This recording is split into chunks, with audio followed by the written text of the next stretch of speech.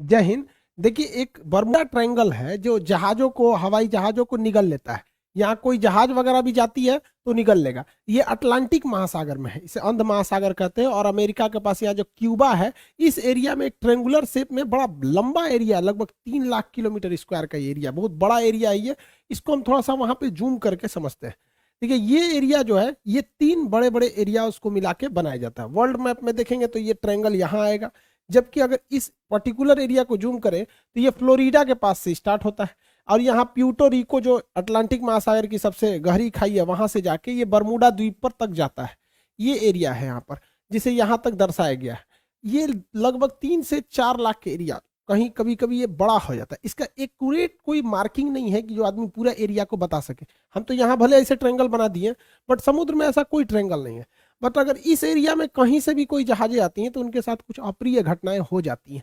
इसके बारे में डिटेल से समझते हैं। 1498 में जब क्रिस्टोपस कोलंबस जा रहे थे इस रास्ते से, तो उन्होंने भी अपनी किताब में वर्णन किया है कि जब वो इस एरिया से गुजर रहे थे तो अचानक मौसम में एक परिवर्तन देखे, प्रकाश देखे, बादल का तड़कना, समुद्री लहरें तेजी से उठने लगी और उनका जहाज डिसबैलेंस होने लगा। इवन कि उस समय देखिए, समुद्र में रास्ता दिखाने का केवल और केवल एक ही रास्ता रहता है, कंपास। अब तो सैटेलाइट वगैरह आ गए हैं, बट कंपास ही उस समय एक ही रास्ता होता था, जो हमेशा नॉर्थ डायरेक्शन की ओर मूव करते रहता है। वो बता देता है कि इधर की ओर उत्तर दिशा है, तो इसके थ्रू आदमी जा सकता था। तो यहाँ पे कंपास काम करना बंद कर देता था। ये कोलंबस ने भी इसको माना है। 1964 में विंसन गैडिज ने अपनी पुस्तक में, मैगजीन में बताया था कि ये किस तरह से जहाजों को वगैरह को निगल लेता है। इसलिए इस ट्रायंगल को डेविल ट्रायंगल या फिर रहस्यमयी ट्रायंगल कहा गया। यहाँ जाने के बाद जहाजों में अचानक परिवर्तन देखा, इंजन काम नहीं करेगा, जहाज धंसने लगेगी, कोई तैरना चाहेगा तो तैर नहीं पाता है, अजीब अप्रिय घटना होगी और अचानक ही हो जाती थी। और ये जहाज डूब के कहाँ जाते थे तब ये भी नहीं पता चलता था किसी को।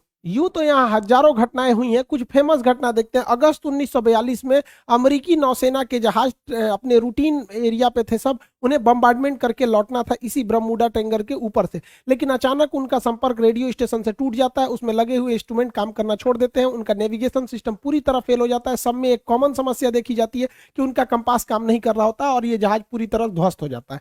इसको खोजने के लिए 2 दिन बाद रेस्क्यू टीम जाती है। रेस्क्यू टीम का भी पता नहीं चलता है, क्योंकि वो भी उसी रास्ते से जा रही होती है जहां से उनका लास्ट लोकेशन ट्रेस किया गया था। रेस्क्यू टीम का भी पता नहीं चल पाता है। उसके बाद ठीक 6 महीने बाद दिसंबर 1942 को फिर अमेरिकी नौसेना का जहाज विमान उड़ान भरता है, और फ्लोरिडा से जब उड़ान भरता है और बर्मुडा ट्रायंगल से ऊपर जाता है तो ये बमबरसक जहाज भी रडार से गायब हो जाता है। और इसके सामने भी सेम समस्या आती है। पायलट बताता भी है रेडियो सिग्नल पे कि मेरा कंपास काम नहीं कर रहा है, नेविगेशन सिस्टम काम नहीं कर रहा है, मौसम पूरी तरह से खराब है। ये भी ध्वस्त हो जाता है। इसको जब ढूंढने के लिए जो रेस्क्यू टीम जाती है इसके बैकअप में, तो रेस्क्यू टीम का भी आज तक कोई पता नहीं चला कि वो रेस्क्यू टीम कहाँ चली गई। 1970 में एक पायलट यहाँ से लौट के आए थे, नाम था उनका ब्रूइस गर्नन। ये जब लौट के आए थे, इन्होंने बताया था कि वहां पे क्या क्या घटनाएं हुई थी। इन्होंने बताया कि अचानक बर्मुडा ट्रायंगल के जब ऊपर से गया तो अचानक मौसम बिगड़ गया और सामने बादलों का एक पूरा धुआं, कोहरा टाइप का छा गया, धुंध हो गया बादलों का, और ऐसे लग रहा था जैसे बादलों की गुफा है। ये इन्हें कुछ दिख नहीं रहा था। इसमें जब प्रवेश किए तो ये खत्म होने का नाम ही नहीं ले रहा था।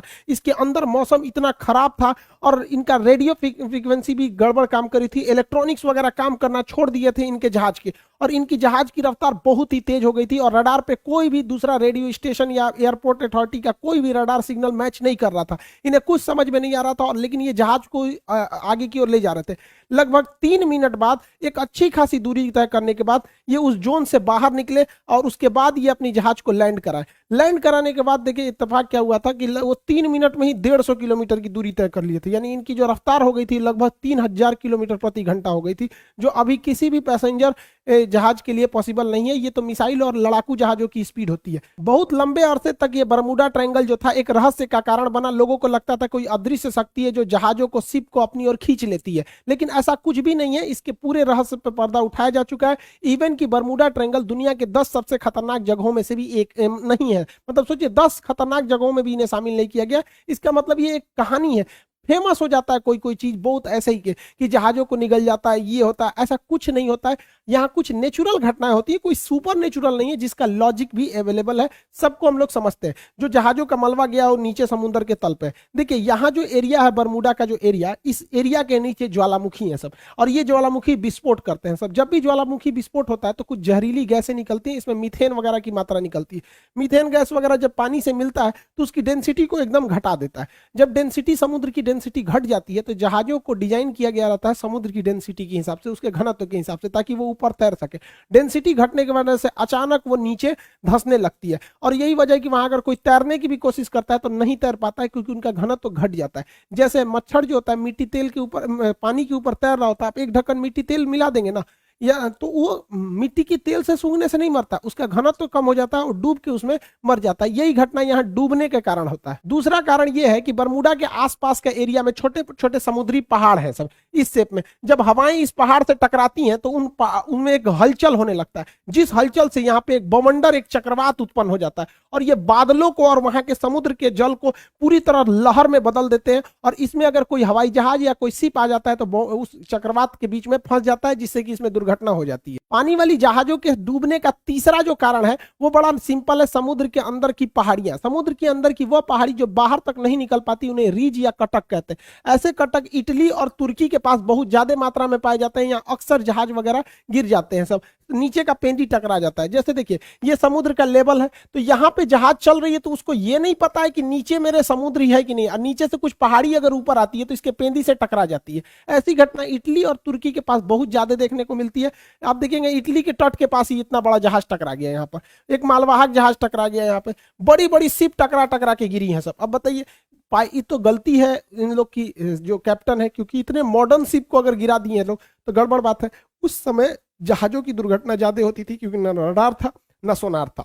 आज के वक्त में पूरी बेहतरीन ढंग से रडार है, सोनार है। आज आराम से बरमूडा ट्रायंगल के ऊपर से जहाजें भी पार हो जाती हैं और शिप भी पार हो जाता है, कि उनको सोनार उन्हें बता देता है नीचे चट्टान वगैरह नहीं है। लेकिन पहले ये घटनाएं नॉर्मल थी ऐसे हो जाना। हवाई जहाज की दुर्घटना के पीछे सबसे बड़ा जो कारण है वो हेक्सागोनल क्लाउड का है। हेक्सागोनल 6 मतलब फलकों वाला एक क्लाउड होता है, बादल होता है, जिसे सबसे पहले सैटर्न ग्रह के ऊपर देखा गया था। ये बादल जो होते हैं, आप देखिए ये 6 सतह वाले बादल होते हैं, इस तरह से हेक्सागोनल शेप में ये बादल पाए जाते हैं। यहाँ ना दिखने में छोटा लग रहा है, ये सैटेलाइट से फोटो लिया गया, जबकि इसका एरिया देखेंगे तो 50 किलोमीटर स्क्वायर का एरिया होता है। सोचिए लगभग एक जिला बराबर इसका इतना बड़ा एरिया होता है, उतने बड़े में ये बादल होते हैं। और इस बादल के अंदर हवाएं इतनी बवंडर के रूप में चलती हैं जिनका स्पीड 250 किलोमीटर प्रति घंटा होता है। यानी इसके अंदर हवाएं इतनी तेज होती हैं कि अगर कोई जहाज इसमें प्रवेश कर जाता है तो जहाज को वो तोड़ सकते हैं। तो हेक्सागोनल क्लाउड के वजह से यहाँ पे जहाजों की दुर्घटना होती है, अगर इस हेक्सागोनल क्लाउड में फंस गया तब।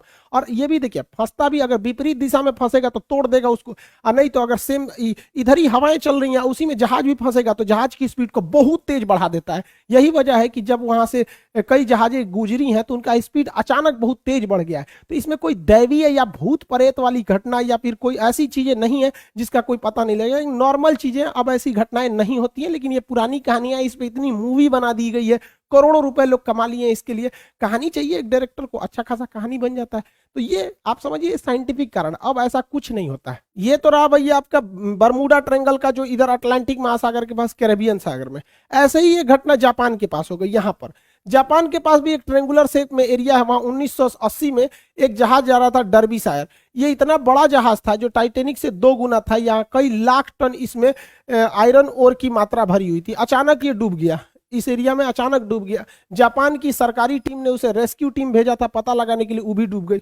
उसके बाद एक हवाई जहाज से रेस्क्यू टीम भेजा गया, वो भी डूब गया। जापान भी डर गया। बाद में पता चला कि भैया सेम चीजें हैं यहाँ और यहाँ दोनों में, तो इसे एशिया का बरमूडा ट्रायंगल कहा जाता था। हालांकि जापान ने इसका नाम दिया था ड्रैगन ट्रायंगल। जापान के जस्ट नीचे था ये, ड्रैगन ट्रायंगल नाम था इसका, बरमूडा ट्रायंगल। ऐसा ही एक ट्रायंगल भारत में भी पाया जाता है, उड़ीसा में। उड़ीसा का एक एयर स्ट्रिप है, अंग्रेजों ने बनाया था द्वितीय विश्व युद्ध के समय, जिसका नाम था अमाडा एयर स्ट्रिप। अमाडा एयर स्ट्रिप ये उड़ीसा में स्थित है। यहाँ पे लगभग 150 से 200 अमेरिकी जहाजें यहाँ से आपस में टकरा गई, कुछ गिर गई। और इत्तेफाक देखिए, जब भी इनके साथ घटना होती थी, ना कोई वेदर खराब था, ना ही कोई मतलब हेक्सागोनल क्लाउड थे, ना मौसम खराब, ना चक्रवात, ना हवाओं की स्पीड, एकदम नॉर्मल टाइम पे यहाँ जहाजें गिर गई। आपस में आमने सामने जहाजें टकरा जाती थी सब, इतना खराब काम करता था यहाँ पर। हालांकि द्वितीय विश्व युद्ध के समय अमेरिकी जहाजें यहीं पे यहाँ पे लैंड करती थी और जापान पे बम गिराने के लिए यहाँ से भी जाया करती थी। आपको भी पता होगा कि अंडमान निकोबार तक में जापान आ गया था।